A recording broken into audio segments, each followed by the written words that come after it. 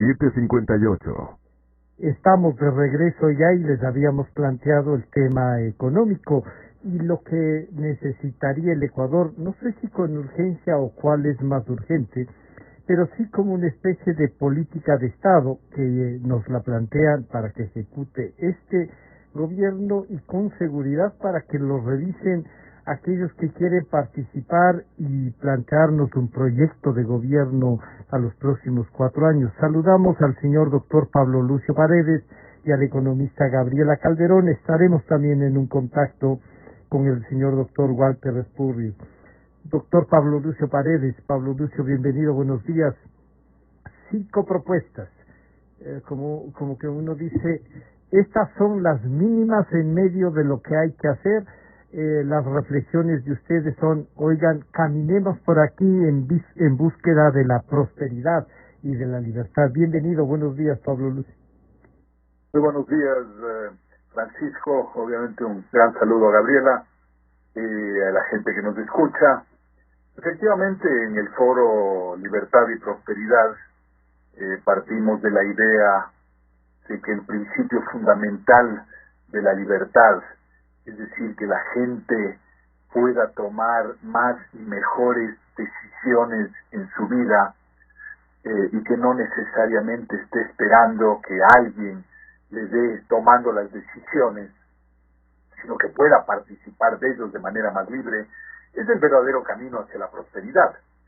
Y dentro de eso pues hemos planteado unas ideas, son 5, como tú decías, 5 reformas que nos parecen indispensables para lograr ese camino, y son decisiones internas y externas, ¿no? Porque el mundo está hecho de eso, lo que hacemos adentro y lo que hacemos hacia afuera.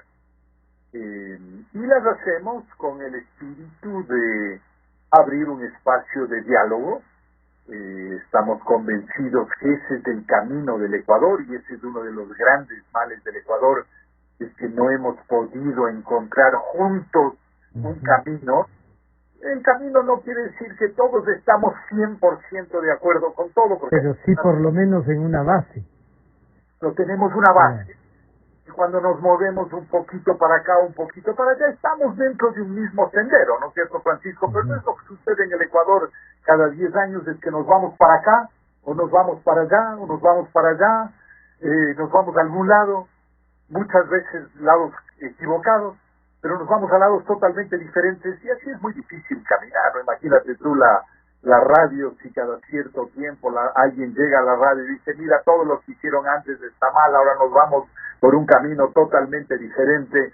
Al cabo de 30 o 40 años la radio nunca habría logrado el éxito que ha tenido. Hay que ir haciendo cambios en la vida, pero hay que irlos haciendo de manera sensata y tomando un sendero, y esas son las 5 reformas que planteamos para discutirlas, Esto serviría, Pablo Lucio, como una especie también, no solo para que este gobierno actúe, y hay que tener el tema en cuenta que se viene esta negociación con el Fondo Monetario, que para algunos ya solo el hecho de que haya que conversar con ellos ya es un pecado, siguen con ese tema, pero este gobierno las puede comenzar a aplicar, las debe aplicar, o este es para el debate que se viene en virtud de la campaña, Pablo Lucio.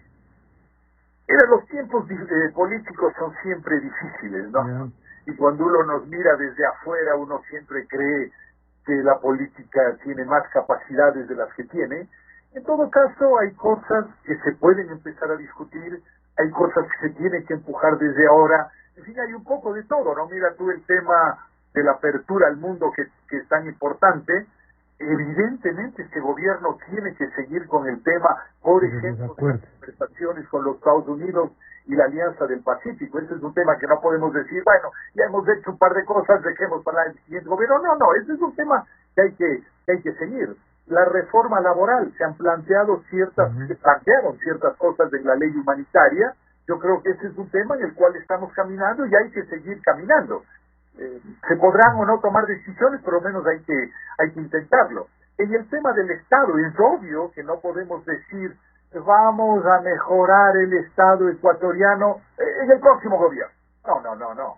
En este gobierno hay que trabajar en ir mejorando haciéndolo más pequeño, más eficaz, más eficiente al gobierno, delegando a otros las actividades que no tiene por qué hacer el propio gobierno, pues ahí, por ejemplo, no hay como pararse, hay que continuar. El tema de la seguridad social es un tema más delicado. Hay mucha gente que quisiera que lo hagamos ahora, yo también quisiera, pero me parece francamente que es un tema que requiere una reflexión más de fondo, y me parece que es un tema que lo que hoy podemos hacer es caminar, discutir, pero creo que es un tema para el próximo gobierno, aunque es un tema absolutamente fundamental. Saludar a la economista Gabriela Calderón, bienvenida, muchas gracias por acompañarnos. Bueno, esta primera apertura que hace Pablo Lucio nos llevaría entonces, ¿usted considera de estos 5 puntos? Él ha dicho, claro, se puede ir caminando, hay temas que tomarán más tiempo, pero para usted, ¿cuál sería el más urgente? Y de este más urgente, alguna razón por la que debamos enfrentarlo con mayor eficacia. Bienvenida, buenos días. Muchas gracias por la invitación.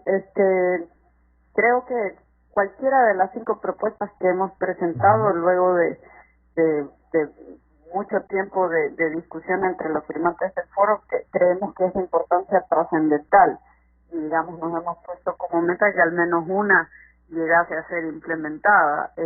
Si tuviéramos que pensar en términos de urgencia, pues yo creo que la más imperativa sería la primera, que es reducir el tamaño y la envergadura del Estado, es decir, para poder disminuir la carga tributaria sobre los ciudadanos. Hemos visto cómo gobiernos alrededor del mundo han tratado de dar algún tipo de ayuda o estímulo, ya sea directamente a los ciudadanos o a las empresas, dado el impacto económico de la pandemia, pero aquí nos agarraron con las finanzas públicas en desorden, entonces eso no era posible.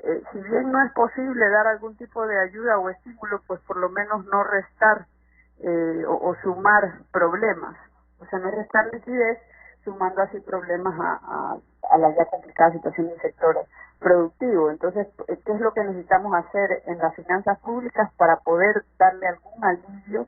La reducción del tamaño del Estado pasa por revisar el número de funcionarios públicos, y eso es desempleo. Dicen algunos, otros dicen, bueno, no podemos seguir manteniendo tampoco gente que no produce. Desempleo, pero veamos un momento la cuestión. Si usted no hace el ajuste en el sector público, el ajuste igual se hace por el sector productivo. Es decir, mientras se niegan a ajustar la nómina del sector público, se sangran empleos en el resto de la economía. Es una cuestión de elegir por dónde quiere perder empleos. Y la cuestión está en que por qué siempre tiene que pagar la cuenta el resto de la sociedad, cuando realmente un dólar gastado en el sector público, la literatura económica se sabe que es menos productivo que un dólar gastado por el resto de la economía. Es decir, nosotros lo que estamos tratando de abogar es porque un dólar que se quede en el bolsillo de la gente va a ser más productivo que un dólar que ingrese al aparato productivo. ¿Por qué? Porque es el aparato productivo que todos los días vemos en el periódico, que llena las portadas con escándalos de corrupción y despilfarro. Y además porque es lógico que si uno gasta dinero propio en uno mismo, uno lo gasta de manera más eficiente que si gastas dinero de otros en otros. Digamos, es una cuestión, digamos, de cómo funciona el comportamiento de los seres humanos como son, no como quisiéramos que sean, ¿no? Y claro, y en la parte económica es justamente lo más práctico, en donde se vuelve evidente lo que hay que hacer. Quiero saludar al señor doctor Walter Spur. Están con nosotros el economista doctor Pablo Lucio Paredes y la economista Gabriela Calderón. Estas 5 propuestas que hace el Foro Libertad y Prosperidad un poco ubica la economía del país y está diciéndonos, oigan, esto no está funcionando.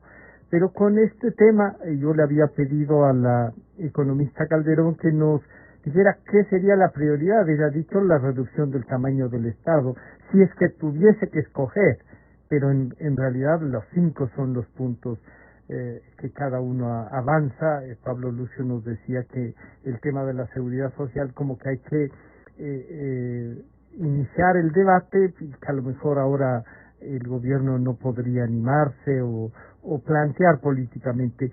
¿Usted ha visto las 5 propuestas? ¿Coinciden? ¿Aumentaría alguna de ellas? ¿Cuáles priorizaría? Bienvenido. Buenos días, Walter. Muy buenos días, Francisco. Saludos a Gabriela y a Pablo y a todos nuestros escuchas. Sí las he leído, me parece que es una propuesta coherente, va en el buen camino, son buenas propuestas. En efecto, yo pienso que el problema central hoy está en el sector público.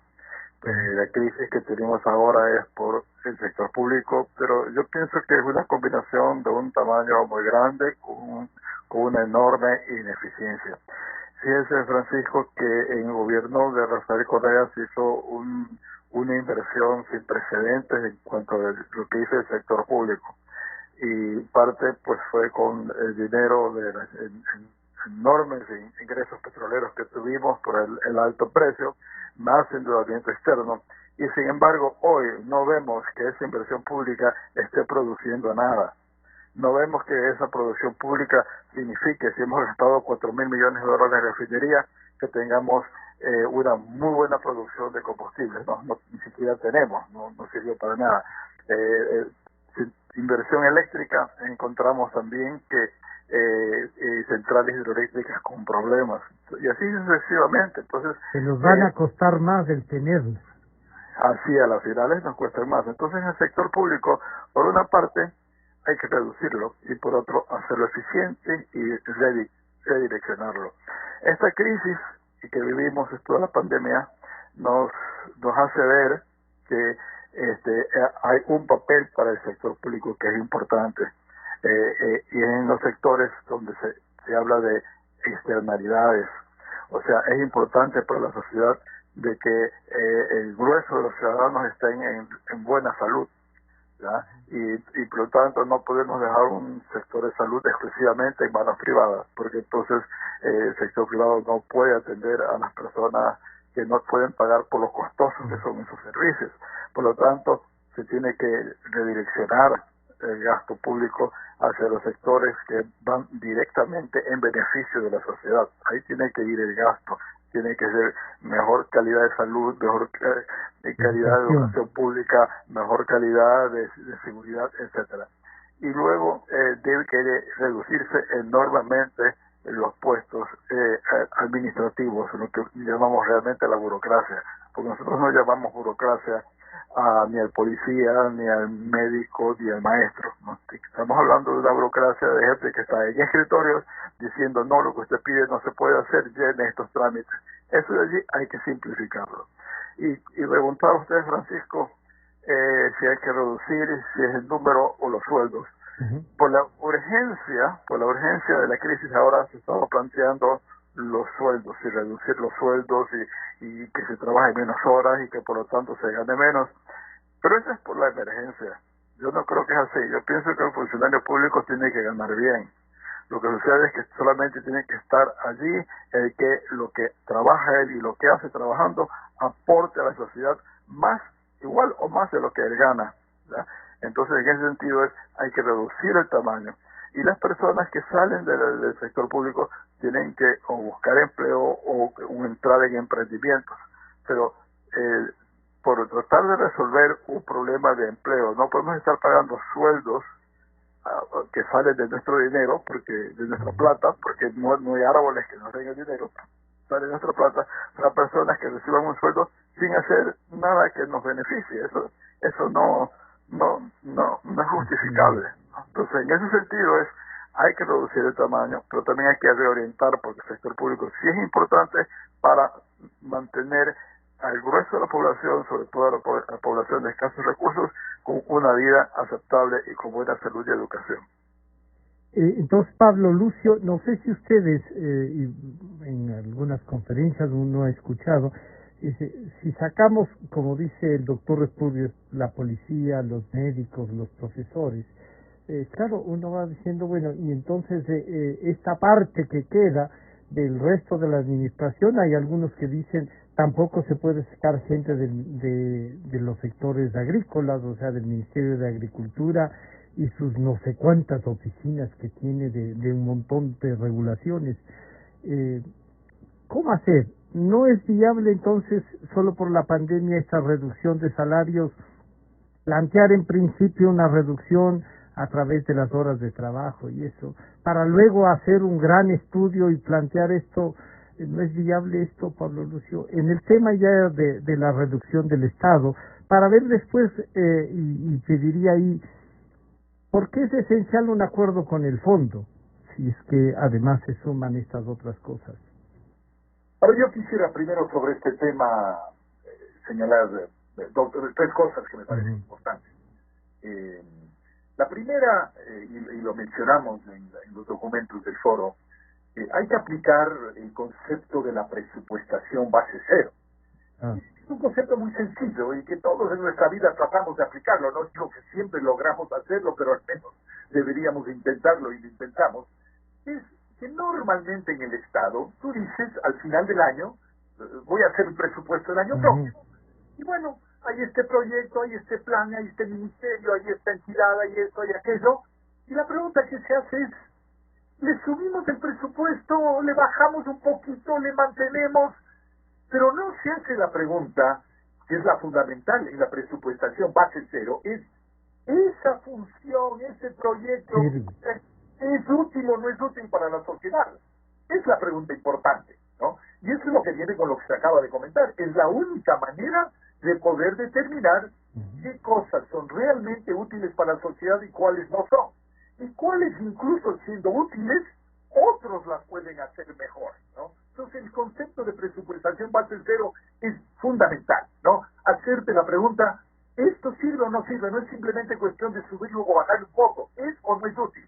Si no es útil, simplemente hay que eliminarlo. Ese yo creo que es el concepto. La primera cosa que me parece importante. La segunda cosa que quisiera señalar es que estamos claros que en temas fundamentales como educación, salud, jubilación, tiene que haber un aporte solidario del Estado a la gente que menos tiene.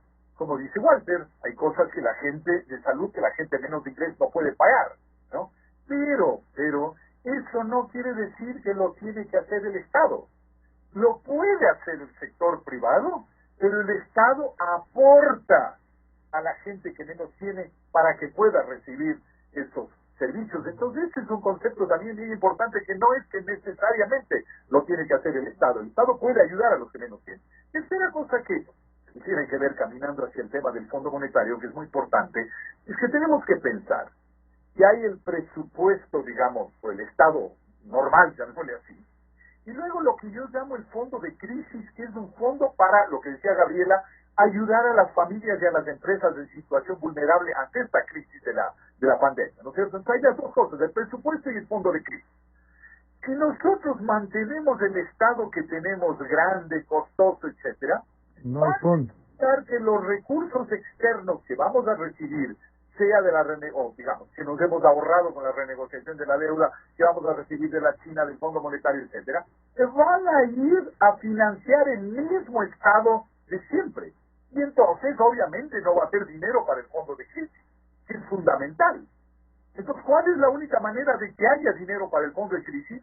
Es que recibamos el apoyo externo y al mismo tiempo reduzcamos el tamaño del Estado. Entonces ahí sí vamos a poder destinar recursos al fondo de crisis, si no, efectivamente no hay manera de que haya apoyo a las familias y a las empresas. Por eso es esa lógica de que hay que reducir el tamaño del Estado y al mismo tiempo recibir recursos externos, uno de los caminos es el Fondo Monetario, que es muy importante para recibir recursos, para recibir dólares en la economía y para además acabar de cumplir el acuerdo con los tenedores de bonos, porque ese acuerdo dice es necesario un acuerdo con el Fondo Monetario para nosotros acabar, digamos así, de suscribir el acuerdo con el Ecuador, porque no queremos nosotros, tenedores de bonos, reducir nuestros compromisos con el Ecuador y que nadie más apoye, ¿no? El Fondo Monetario, y el Fondo Monetario dice lo mismo: yo no voy a poner fondos si es que los tenedores de bonos no ponen también su parte. Entonces cada uno pide que el otro haga algo. Bueno, sean garantes mutuos. Ya estamos de acuerdo con los unos, ahora hay que caminar con los otros, que es el Fondo Monetario. Gabriela, este acuerdo con el fondo va a tener en cuenta los 5 puntos que ustedes han planteado y quizá otros más. Y claro, cuando uno le escucha a Pablo Lucio decir el presupuesto base cero, y ahí la gran pregunta es ¿esta institución nos sirve o no nos sirve? Algunas van a quedar ahí con un brochazo.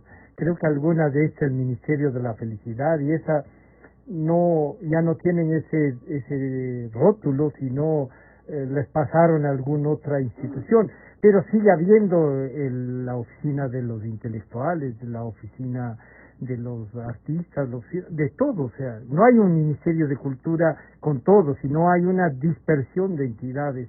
A eso es entonces a lo que hay que atacar, como nos ha dicho Pablo Lucio. ¿Esta nos sirve o no?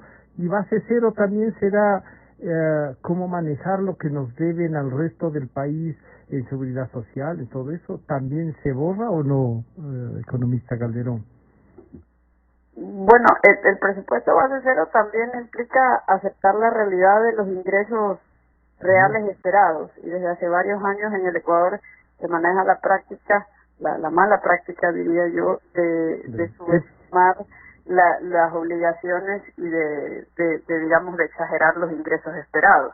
Entonces, para hacer un presupuesto realista, tiene que empezar por unos ingresos, digamos, lo más brutalmente honestos que se pueda, y tratar de ajustarse a esa realidad. O sea, es decir, no podemos hacer un presupuesto que esté basado en pensamiento deseoso, o en que ojalá tengamos buena suerte y realmente los ingresos sean 3.000 o 4.000 millones más de lo que realmente nos indica la información disponible hasta el momento de hacer el presupuesto.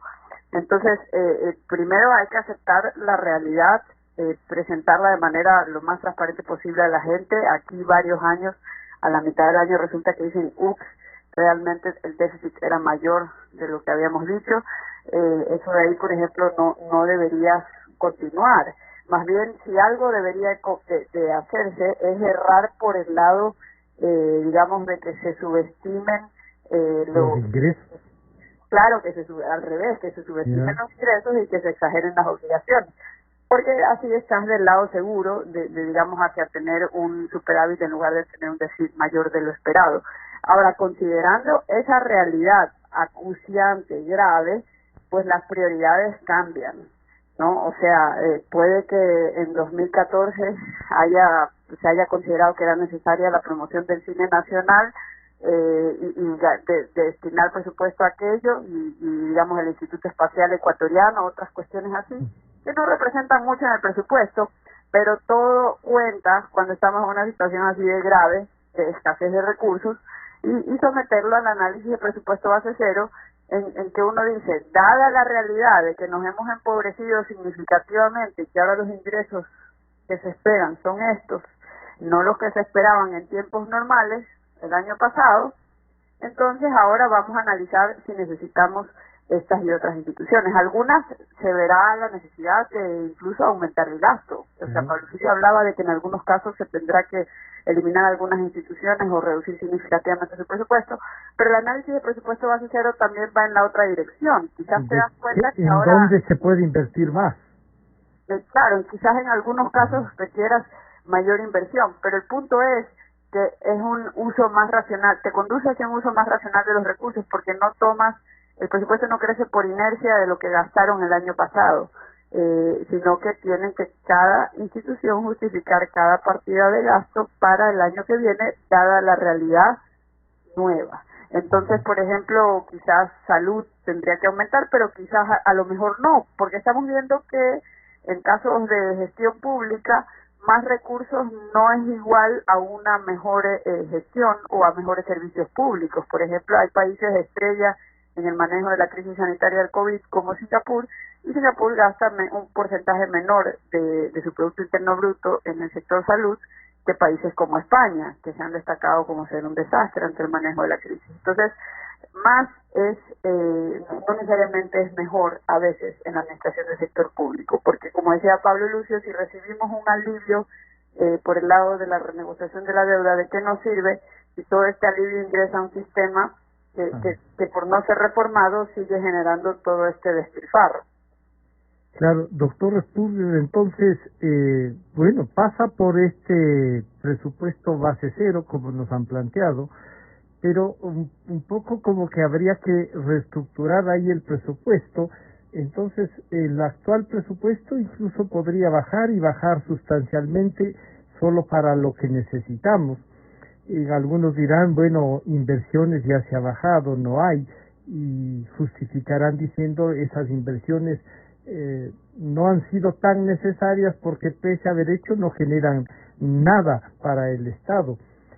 ¿Cómo vas a hacer el presupuesto a base cero y políticamente es viable eso?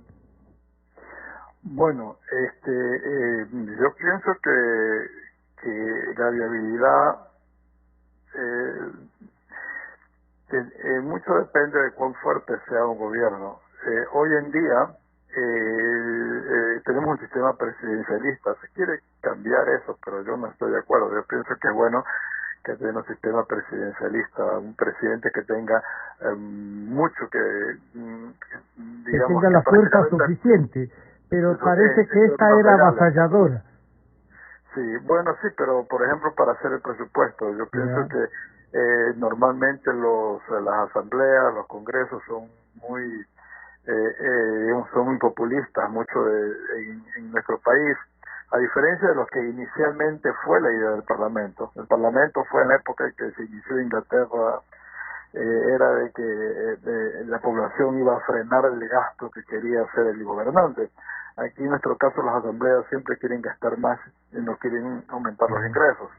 Y han incidido en el aumento del gasto público. Ahora es mucho más moderado bajo el actual sistema de lo que era antes. Yo pienso sobre todo es el peso que tenga el gobierno, por un lado, frente a la burocracia. En segundo lugar, no sé qué limitaciones pueda tener en cuanto a la reducción del tamaño del Estado por la estabilidad del empleo en el sector público. Hoy tiene la facilidad de hacerlo con los contratos de los funcionarios que no tienen estabilidad porque son contratos a plazo fijo. Por ahí puede reducirlo. Pero es algo que las realidades lo va a imponer. Va a imponer esa reducción, ese presupuesto base cero, porque hoy en día el gobierno no ha reducido el gasto corriente mayormente, ha suspendido el gasto en capital, pero mantiene el gasto corriente y no hay cómo pagar, porque nosotros como tenemos la dolarización nos obliga, o sea, no tener una moneda propia nos obliga a ser austeros, nos obliga a ser estrictos, no gastar lo que no tenemos. No podemos recurrir al Banco Central a que nos financie y por lo tanto financiar el gasto público vía inflación y devaluación. Está muy limitado el ingreso de créditos externos porque ya hemos superado nuestro posibilidades. Entonces el gobierno que no está bajando sus costos hoy no está pudiendo pagar los compromisos que tiene y entonces está buscando pagar con papeles. Y hay un límite a lo que el gobierno puede pagar con papeles porque entonces va a crear una moneda paralela, va a crear un caos en el sector monetario. No puede tenernos inundados como se dice en la Argentina en la época de los patacones. No podemos ir a eso. Entonces, hay la situación también que con la crisis el sector público se ha contraído enormemente. En el sector privado se ha contraído enormemente. No el sector público, lamentablemente. El sector privado, los sueldos han bajado. La gente que gana los salarios mínimos, pues en gran parte le han reducido el número de horas momentáneamente, en todo caso a 30 para bajar proporcionalmente los sueldos. A las personas que ganan más les han recortado tipo 25% el salario o 10% por lo menos. Entonces, la base tributaria que va a tener el gobierno va a bajar y por lo tanto va a tener menos ingresos. El tamaño del Estado va a crecer en función del resto de la economía, lo cual es insostenible, ¿no? Entonces, como decía Gabriela, nosotros tenemos un sector público muy grande y no tenemos los beneficios de acuerdo, ¿no? Entonces, tenemos un sector público que quiere ser escandinavo y nos dan servicios que son africanos, ¿no? No puede ser los africanos no pagan impuestos, tienen malos servicios. Los escandinavos pagan impuestos y tienen buenos servicios. Nosotros pagamos impuestos y tenemos malos servicios. No puede ser, ese es el peor de los dos mundos. Pero hay alguna gente reflexiona y dice, el problema es que para cobrar impuestos aquí es mucho más difícil, no pagan y hay argumentaciones suficientes, pasando por aquellos de que son ineficientes y por eso no hay que pagarles. Y uno dice, oiga, la ley dice que hay que pagar, más allá de calificar o no la eficiencia. Hoy en día, el país en las últimas décadas, y yo puedo decir esto porque, así como Pablo, tenemos algunos años revisando, pasando esta situación. Gabriela es más nueva, más joven, pero ha habido un enorme incremento en la capacidad del Estado de cobrar impuestos, y hay controles en el sector formal. Es casi, digamos, no sé, pues la gente que esté en el negocio de comercio exterior pueda tener alguna oportunidad. ¿Cómo evadir impuestos? ¿Usted encuentra que ahora es más difícil?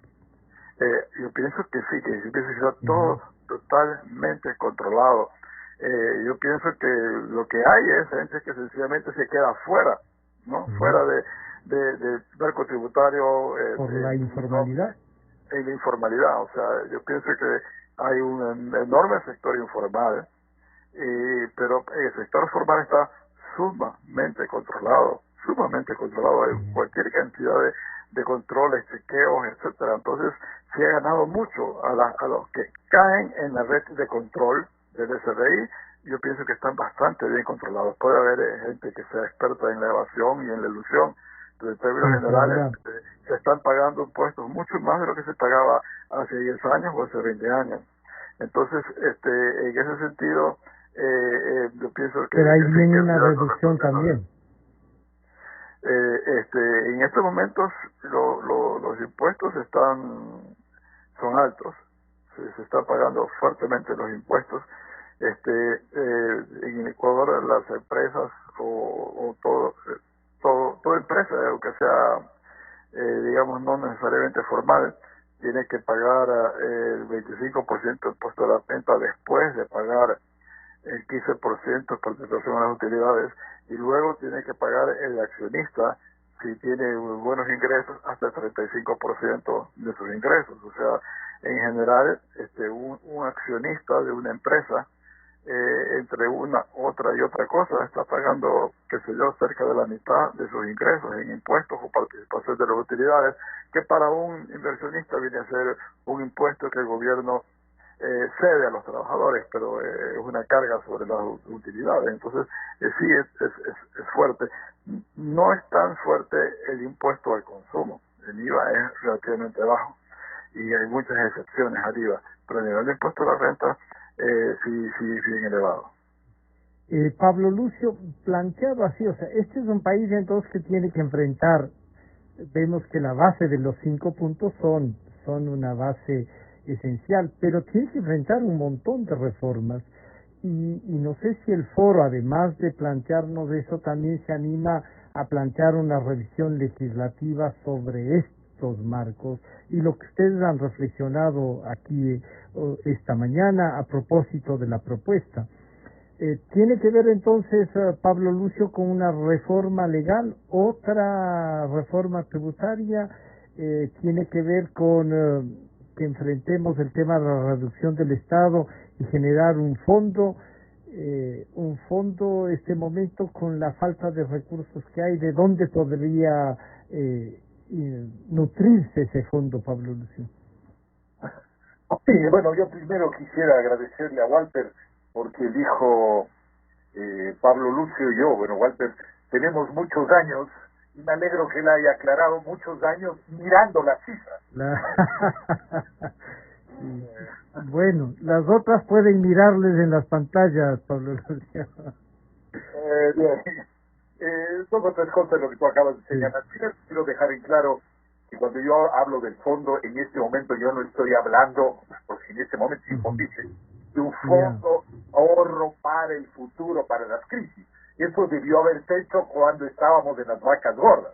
Lo que hablo es del fondo de crisis para apoyar a las familias en situación vulnerable. Ojo, ¿no? Y es un tema fundamental. Lo decía Gabriela, ¿cómo queremos ayudar a las familias y a las empresas? ¿De dónde va a salir dinero? Y el dinero va a salir, uno, de la reducción del tamaño del Estado, dos, del apoyo externo que es indispensable en este momento. Esas son las dos cosas fundamentales. Primera cosa.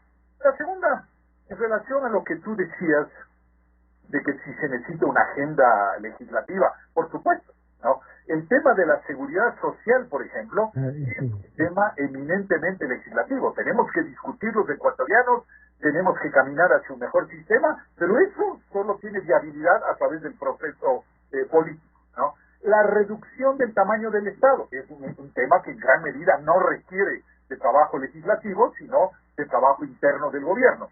Tener un mejor sistema tributario en el Ecuador que se base más en el IVA y en el impuesto a la renta y se eliminen una serie de cosas alrededor, en gran medida tiene que ver con el tema legislativo, ¿no? Entonces hay cosas de lo uno y cosas del otro. Para mí me parece algo muy importante, Francisco, estar conscientes que como sociedad ecuatoriana tenemos que ponernos de acuerdo.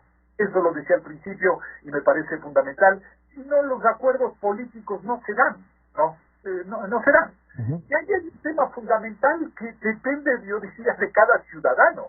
Nosotros tendemos en el Ecuador con mucha facilidad a decir, hay que eliminar una serie de gastos públicos, pero cuando ese gasto público me favorece a mí, ahí sí ya me parece que es bueno, ¿no? Entonces uno dice, hay que eliminar el gasto público, pero tal subsidio, no, pues ese sí es importantísimo, claro, porque me está favoreciendo, ¿no? Entonces esa mentalidad tenemos que abandonarla. No es que porque me favorece a mí es bueno si es que es realmente útil en su función y en su orientación para la sociedad, pero no porque me favorece a mí. Y eso sucede en subsidios, sucede en la educación, sucede en la salud, sucede en mil cosas, ¿no? Y que la gente justifica todo lo que le favorece. Y tercera cosa que quisiera señalar, hemos hablado mucho del Estado. En realidad, los dos problemas fundamentales del Ecuador es Estado y competitividad. Y la competitividad tiene dos dimensiones. Una, la dimensión precios. El Ecuador en muchas cosas es muy caro. Y la dimensión productividad, es decir, tenemos que hacer las cosas mejor. No solo en el Estado, sino en el conjunto de la economía. Por eso, dentro de las 5 reformas que nosotros planteamos, hay una que tiene que ver con el Estado directamente, yo diría 2, incluyendo la seguridad social, pero las otras tienen que ver con tener una economía más competitiva en precios y en productividad. Y esto tiene que ver, por ejemplo, con la apertura al mundo, tener más competencia externa e interna. Hay muchos sectores en el Ecuador que son sectores privados protegidos, ¿no? ¿Y eso qué hace? Encarece la cadena de vida y de funcionamiento de todos los ciudadanos. No tenemos suficientes acuerdos internacionales que nos generen oportunidades en el exterior y competencia interna. Por eso insistimos en este punto de la apertura al mundo. El tema de los aranceles, el tema del impuesto a la salida de divisas. El otro tema fundamental, tener un mejor mercado laboral. Y mejor el mercado laboral no quiere decir precarización. Los trabajadores, no. Quiere decir adaptar las circunstancias a que la gente pueda tener un empleo. Voy a dar un ejemplo. Es lógico que un joven que no tiene capacitación y que entra al mercado laboral gane el salario básico actual del Ecuador. No tiene ningún sentido. El costo del salario, con los adicionales, el salario básico cuesta entre 500 y 600 dólares. Es lógico pagar a un joven que no tiene capacitación 500, 600 dólares, no tiene sentido.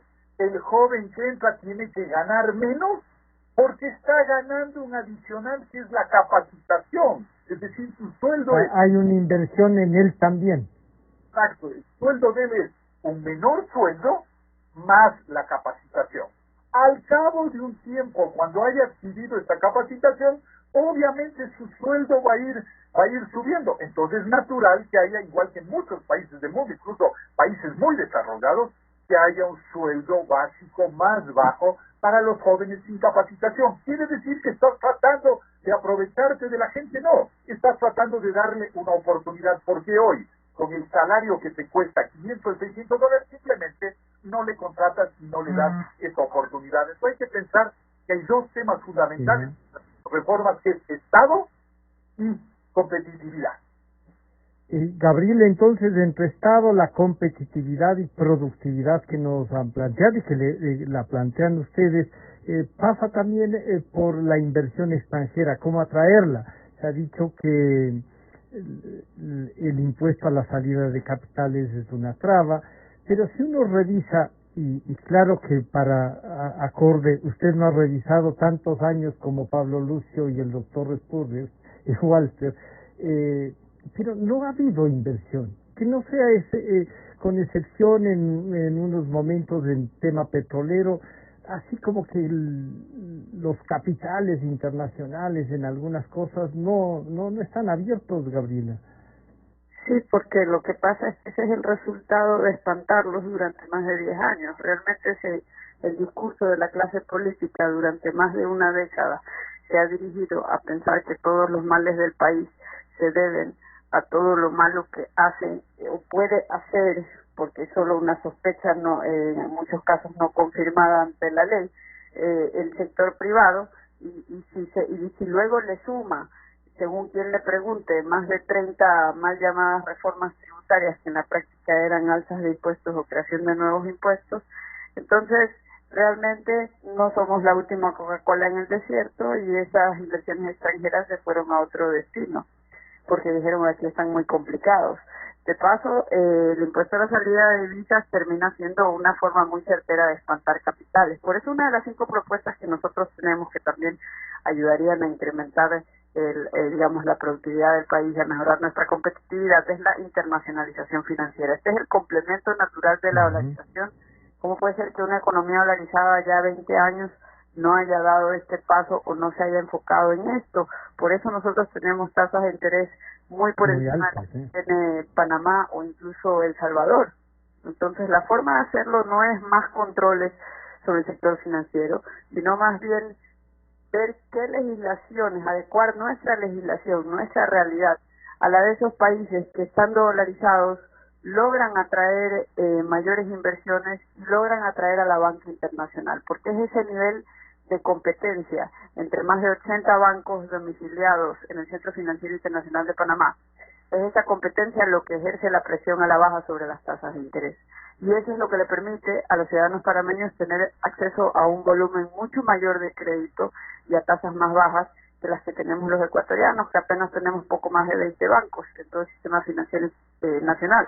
Y esto se hace reformando la ley financiera, es decir, las regulaciones del sistema financiero, pero también hay que pensar en adoptar un sistema tributario territorial, es decir, que la renta generada aquí tributa aquí, la que no es generada aquí no tributa aquí. Eso es similar al modelo panameño y es, digamos, lo que hace la fórmula mágica que permite que tengan un centro financiero internacional que, además de permitirle a los panameños tener acceso a este crédito de mayor volumen y tasas más bajas, crea un nuevo sector de la economía panameña que es muy importante para ellos, que es la de servicios financieros. Nosotros deberíamos ser la pesadilla de los panameños, o sea, nosotros deberíamos ser la competencia natural de ellos. Bueno, y para concluir entonces, doctor Espúrrer, esta propuesta que recién inicia es una especie de abreboca y les queremos comprometer tanto a Pablo Lucio, a la economista Gabriela Calderón y a usted para continuar con este análisis, porque además deberá incidir en el debate político que se viene, ¿no? Que hay que obligarles a los que quieren gobernar, quieren ir a legislar, a que hablen sobre estos temas, a ver qué posición tienen, cómo están visualizando. Le pediría entonces concluir con esta reflexión última, y si es que estos 5 puntos deben ser aumentados y presionados a que este gobierno comience a cumplirlos, economista Espúrrer. Bueno, la idea de 5 puntos es de que si uno hace más puntos se diluyen, ¿no? Entonces no es que eso sea todo lo que hay que hacer, sino que son 5 puntos centrales y las demás cosas se mandan de allí. Ahora, el punto central es que ahora como nunca estamos en una crisis en que no hay salida fácil, ¿ya? No hay salida fácil porque hay problemas internos causados por la pandemia, hay problemas externos porque lo mismo situación hay en otros países. Y entonces de pronto tenemos que reflexionar que la salida es resolver una serie de taras y de ineficiencias que hemos tenido, que hemos venido arrastrando y que las hemos soportado, las hemos aguantado, porque siempre ha habido algo que nos ha permitido paliar esa situación y salir adelante. Hoy día no hay, entonces ahora es la oportunidad de decir, tenemos que hacer un borra de nuevo. Parte de eso es el presupuesto base cero, estoy generalizando a partir de eso, así tenemos que ser prácticamente partir de un presupuesto base cero en políticas de comercio exterior, políticas de la seguridad social, etcétera. Es decir, ¿qué es lo más tenemos que hacer para salir adelante? Porque el país tiene para salir adelante. Nosotros tenemos mejores condiciones que Panamá para ser centro financiero, en sentido de que somos una economía más grande, genera más otro tipo de exportaciones y estamos ubicados en un centro de Sudamérica, rodeado de países importantes de Sudamérica, con que pudiésemos ser un centro de negocios. Somos países que cuando queremos exportar, lo hacemos bien. Exportamos banano, camarón, flores, atún, cacao de primera calidad. Somos líderes en el mundo, o sea, lo podemos hacer. Entonces, es el momento de que los políticos, los que aspiran a gobernar, comiencen a pensar tenemos que hacer una estrategia para sacar a este país adelante. Y si no ganamos las elecciones, tenemos que apoyar a que gane las elecciones si es que está bien intencionado, porque si no, este país no va a salir de su crisis. Tener un proyecto nacional. Eso es lo que tenemos que tener. Y con las grandes crisis, a los grandes males, grandes remedios. Y claro, queda pendiente también el tema de los gobiernos seccionales, porque claro, eso también, como decía Pablo Lucio, cuando a mí me tocan, ahí sí ya no me gustan las reformas, y Estado también son ellos, y hay una serie de instituciones que están fuera del presupuesto base cero, habrá que también ponerlas ahí para que ingresen en el presupuesto. En todo caso, el Foro Libertad y Prosperidad nos plantea 5 puntos para la reflexión.